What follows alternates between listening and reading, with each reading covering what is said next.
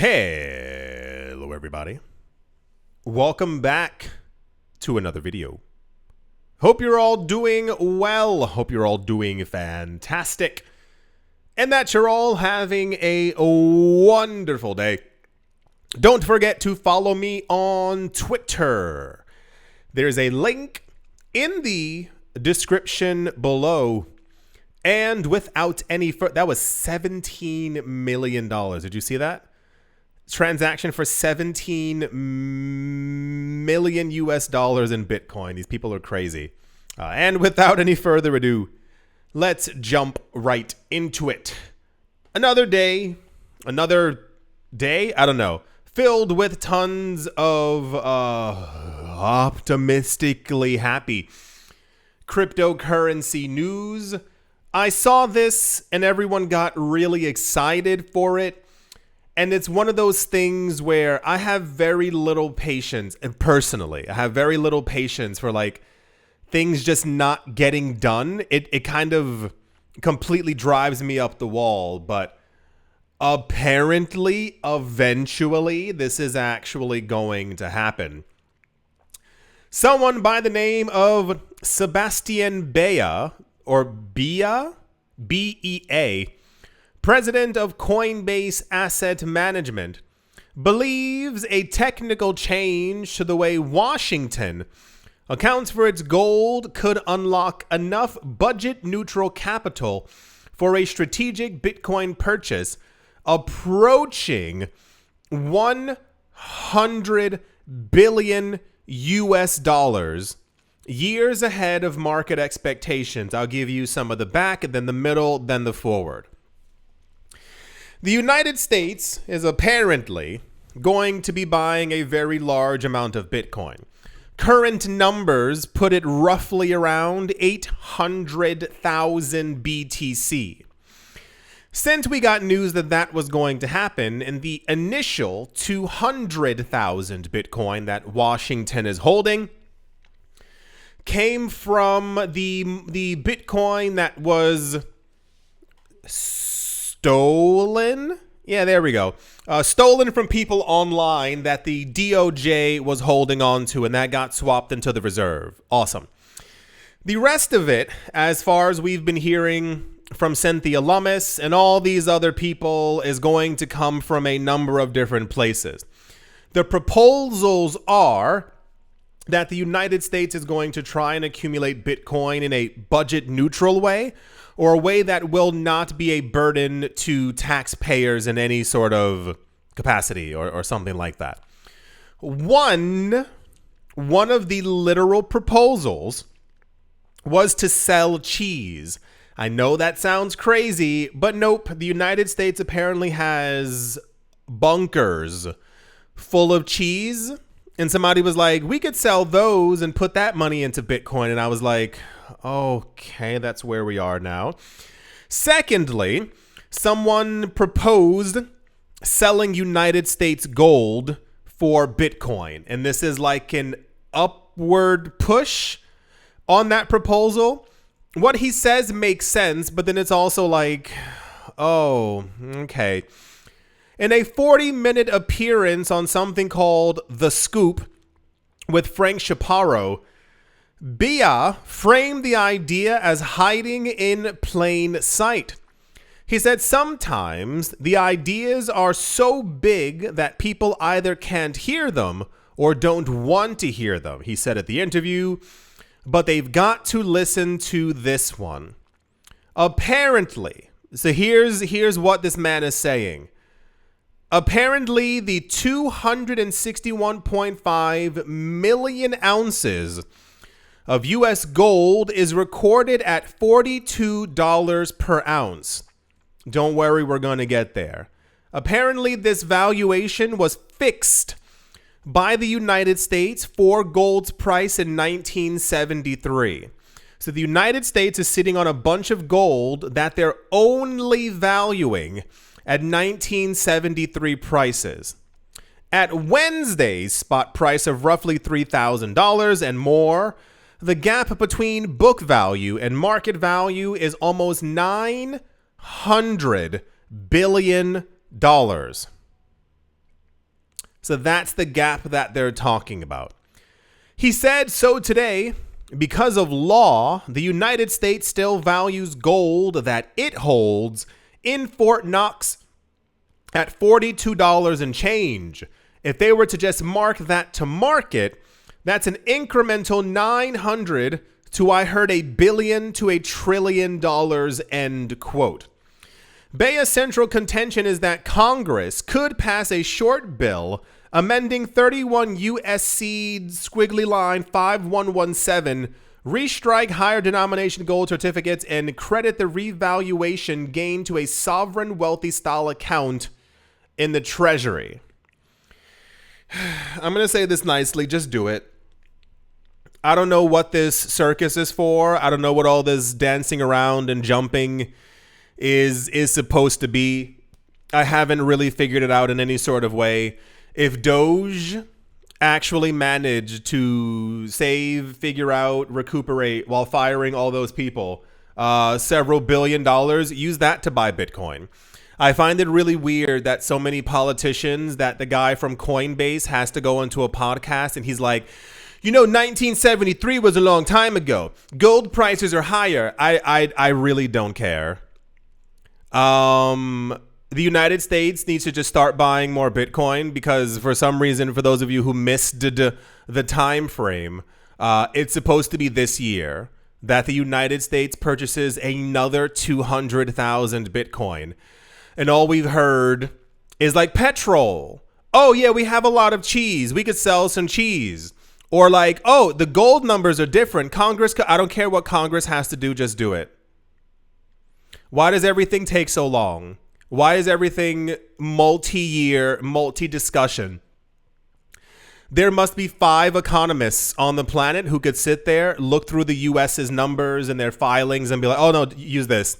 Use that money right there. It hasn't been touched. Just completely use it. It is not going towards anything.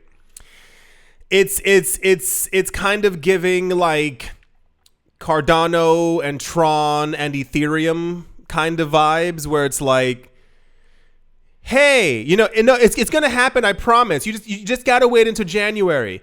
No, and where I come from, we spell January MARCH. Yeah. And then we get to March and then they go, well, actually, March isn't actually on our calendar. So let's give it to June. And it's kind of this like kicking the literal blockchain down the road. I don't care. None of this is interesting to me. None of this is like, the entire idea was that, first of all, the year's nearly halfway done, which is crazy to think about how fast everything's been flying by. But also, like, just do it. I don't care what Vitalik proposes. I don't care what this guy with the hat says. I don't care what the other person I really don't give a crap. Just buy Bitcoin. Just do what you said you were going to do. There must be 1,000,001 ways. Sell the cheese. Have a gigantic cheese party, like, it was sure, or just do, I don't, the idea of having to get Congress to pass a brand new bill to amend something from 1973 will take about 5 to 6 months. Easy. Don't forget that is it the Senate or Congress? I forgot exactly which one it is. Which one goes on holiday vacation sometime in summer for like 6 to 8 weeks while everything continues to collapse? It's just this, I'm completely worn out with a lot of these discussions. It's kind of like, it's almost exactly like whenever Michael Saylor's like, yeah, we're going to slow down our buying. And then the next day he goes, surprise, and tells everyone that they bought. And it's like,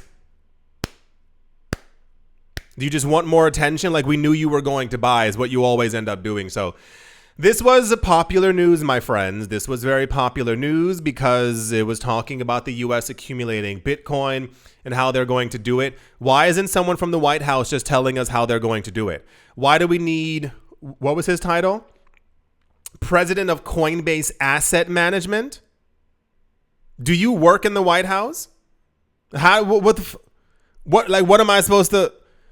Okay, cool. Well, hope they sell some yarn or whatever they need to do, because at this point, I have a very strange feeling.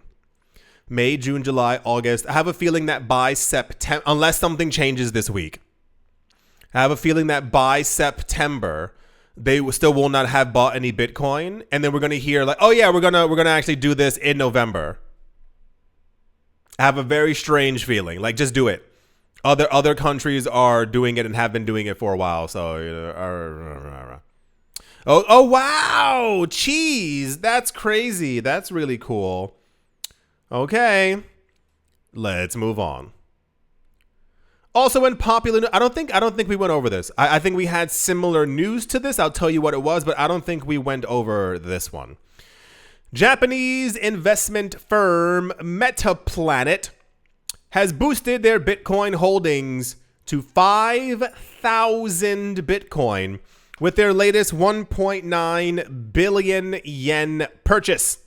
Tokyo-based Metaplanet Inc. has acquired an additional 145 Bitcoin. Last we spoke about it, they were near 5,000. There we go. Bringing its total holdings to 5,000 Bitcoin. As part of the firm's ongoing Bitcoin treasury operations, according to a Thursday regulatory filing. The firm disclosed that they purchased 145 Bitcoin for $13.4 million. The average purchasing price, I don't really care. Awesome, fantastic. Cool. So yeah, their goal for this year is to get to 10,000 Bitcoin. I will admit I was slightly skeptical before because they had like 800 Bitcoin and they were like, we're going to get 21,000. And I was like, oh, that's adorable. But it looks like they might actually get to 10,000 this year. I mean, if we continue to stay below a $300,000 Bitcoin, then it's only easier for them, right? If prices don't rise accordingly, they'll be able to buy at these low prices forever. Cool. This was, as usual, incredibly popular news. I wish I could ascertain as to why Metaplanet News is so popular. I sincerely don't get it. We don't even get that much ETF news anymore. With all this like $3 billion worth of inflows, we had one news story. If you missed it, BlackRock, almost said Grey Rock. BlackRock is close to 600,000 Bitcoin. That was like the last thing that we got. People didn't even care. Them going from 400,000 to 500,000 to almost 600,000. That was barely in the news. Metaplanet buys a sock and $15 worth of Bitcoin, and it becomes like one of the top news stories of the day. So cool. Good luck to them. I hope they get to their goal. Well, not really. Like I want normal people to accumulate Bitcoin before it goes to $1 million. But wow, a rich company bought more of a finite asset. You've never heard that one before. That's definitely one for the books. Okay, let's move on. Also in lightly confusing news because no one gave a number and I feel like we're missing something. It says, in a move signaling growing corporate confidence in digital assets, a company by the name of HK Asia Holdings Limited, has announced plans to significantly expand their Bitcoin holdings. Did they ever have Bitcoin holdings? What is an HK Asia Holdings Limited? They're acting like we've heard about them for 1,000 times in a row. These people are walking down the street and there's a gigantic Bitcoin in the road. Can you imagine if this thing fell from the sky and everyone's just walking by it, like not even like lightly caring that this mythological coin, they're just going about their lives. The company intends to raise around $8.4 million US, specifically earmarked for increasing its stake in Bitcoin.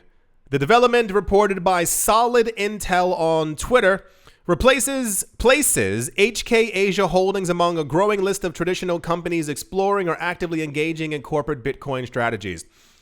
I couldn't find any articles talking about how much Bitcoin they have, how much more 8.4 million is going to buy. Do they have a number similar to Metaplanet? Are they just buying Bitcoin willy-nilly and just trying to get any amount of coins that they can. I don't know. This is why I'm asking all of you. I'm very much confused as well. So maybe we will hear about this company sometime in the future. We tend to, or we were at least more in the past, hearing about these companies who were kind of always buying, but alas, cool. What? Another company? That's weird. It's not like corporate entities are taking over the cryptocurrency space and buying as much Bitcoin as humanly possible that's made for 8 billion people that will soon only be owned by corporations. And then you and your family in the future are going to be like, why don't we have enough Bitcoin? Oh, it's because they bought it all. Wow. What confusing times we live in. Okay. Yeah. Let's move on. Also in It Begins, kind of. Very popular news. Coinbase launched a brand new fund on the 1st of May with a 4 to 8% return on your money in Bitcoin. It utilizes the cash and carry strategy to leverage price differences between spot and perps. Okay.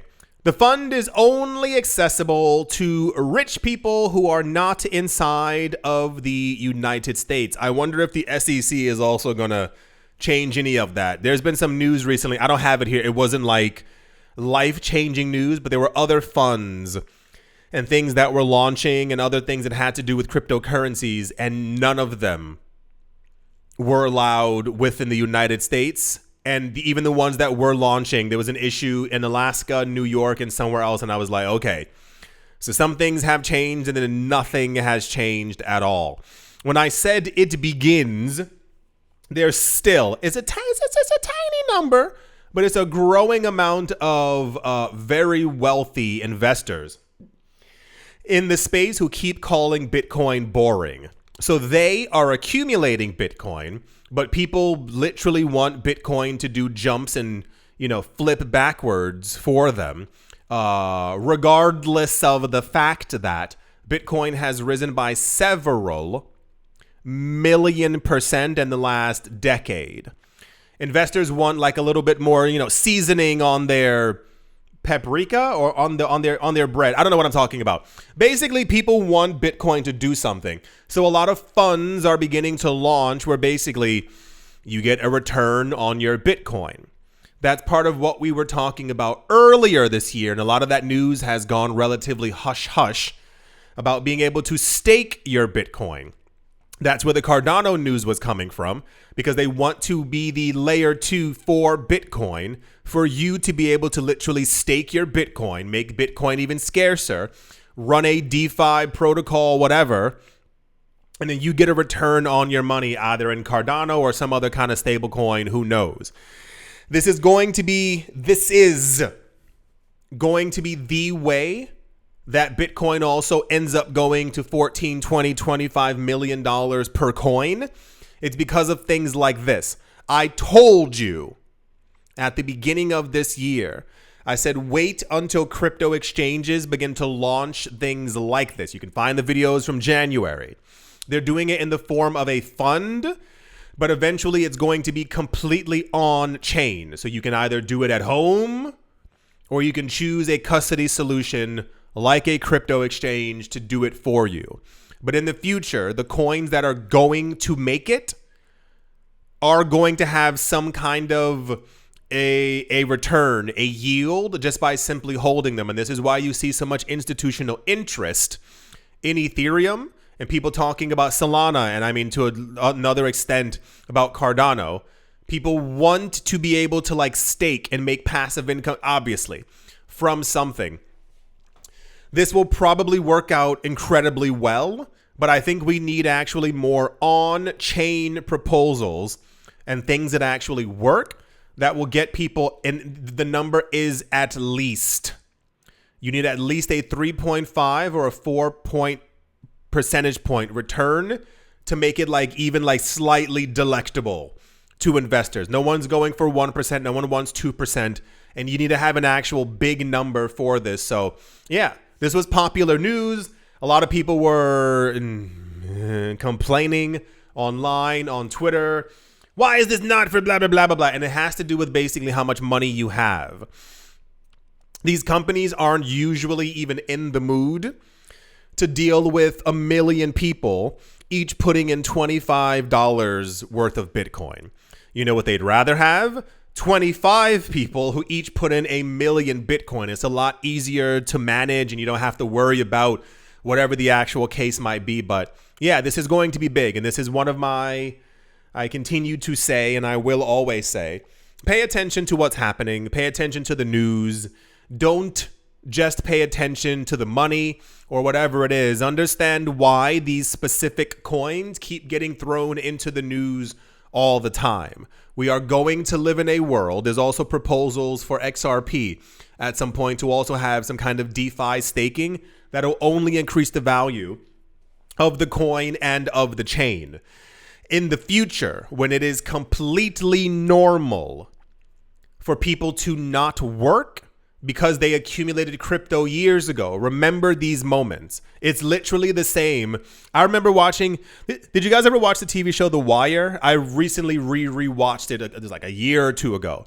Without spoiling it, if you tell me you've never seen The Wire and that show came out 20 years ago, dude, I can't help you. Spoiler alert.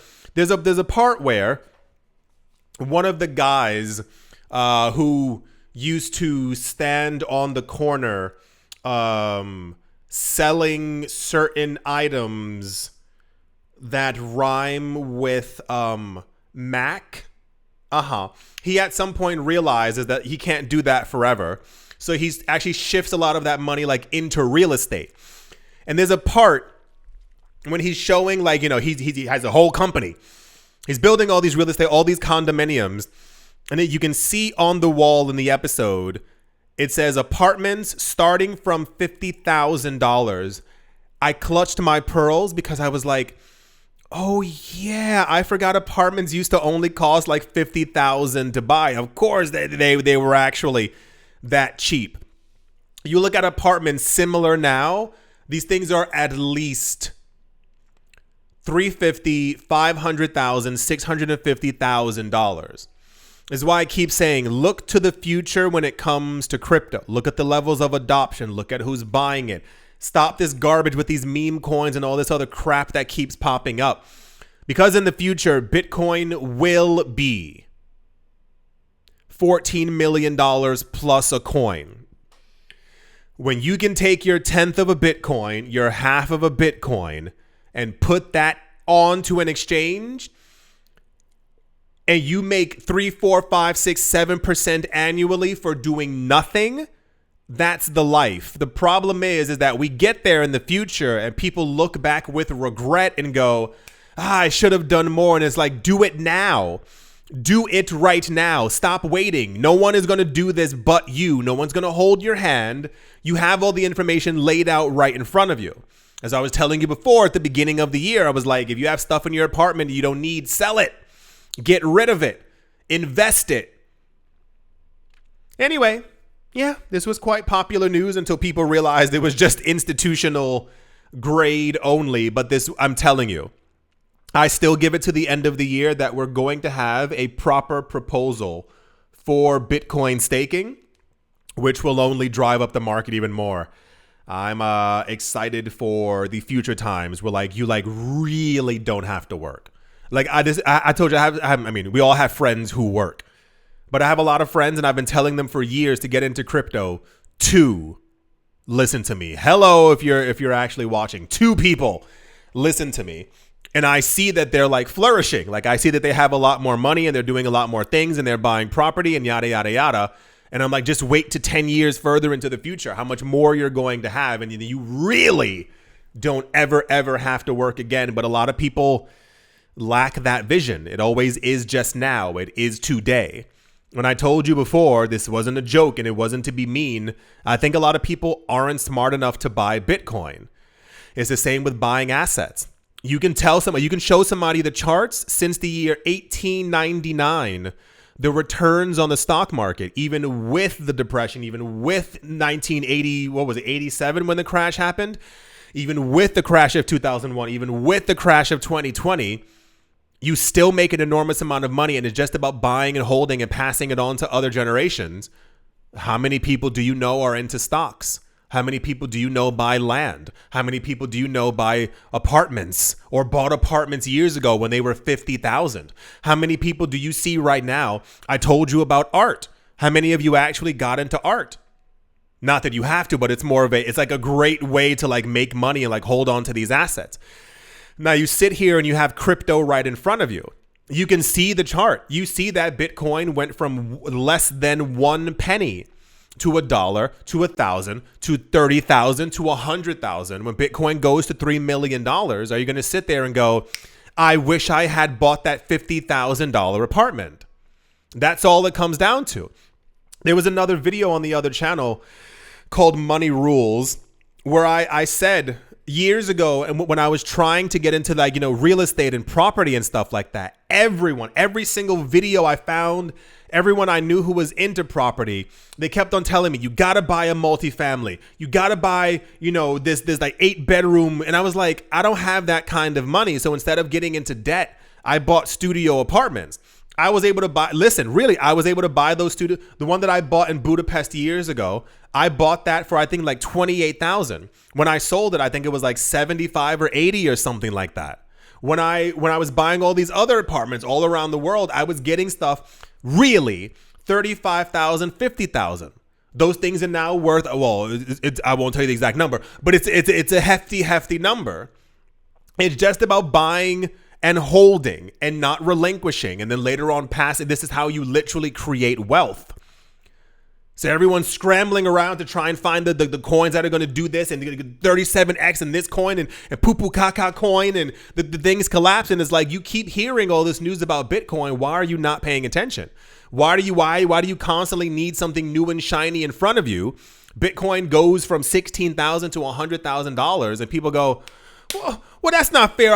I should have bought. And it's like, yeah, you should have, but you didn't. You see prices where they are right now. Are you accumulating? Are you waiting for prices to fall lower? I think people need Bitcoin to go to $1 million. I said this before, for them to realize that they missed out. It's the only thing that's going to make it click for them. People always need to feel that like you missed out. And then they go, like, then it's not even FOMO. It's like SADMO. I don't know what it is. Like it kicks in and they go, okay, now I got to hunker down. And it's like, dude, you were here when Bitcoin was 8,000, when Bitcoin was 22,000. What's the excuse? What are you waiting for? Well, the future is very bright for people who hold assets and people who hold crypto. I do hope that you've all enjoyed. I do hope you all are having a great day, morning, afternoon, evening, wherever you are, wherever the heck you might be. I do hope it is absolutely fantastic. Thank you all once again for watching, listening, liking, commenting, and supporting, and I will most certainly be talking to you all soon. See you.